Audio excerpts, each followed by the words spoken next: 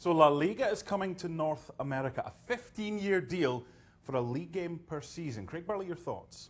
Open-minded, which it seems a lot of people are not. a lot of people in the business we're in seem to be against it and not open-minded. I applaud the fact that people are trying to think outside the box, and I understand there are going to have to be logistics that are worked out, but this is something that's clearly been discussed at length between both parties.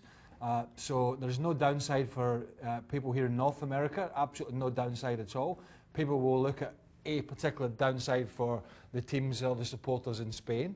But really and truly, until as I say, I'm open-minded both ways. If somebody sits here in front of me and gives me umpteen valid reasons why this is going to be a disaster, I'll listen. Okay. But at the moment, I don't see where the disaster is with this. I mean, it might be a little difficult to start with, but it's a long-term project, and fair play to those involved. Because the way that we watch football is changing, isn't it? Everything's changing. You know, the way we consume TV, the way we consume all our stuff in life, is our news, our sports, everything is changing.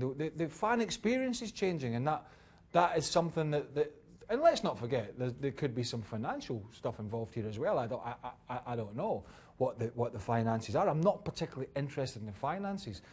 All I'm saying is, it has been announced, it is going to happen, it is a long-term plan, and just be open-minded about it and see how it works. Now, there will be no Clásico. We've seen that in the ICC. It's come over here. Yeah. They're not going to bring Real Madrid against Barcelona over. Well, but at the moment. At the moment, this is a 15-year deal. We'll see what happens.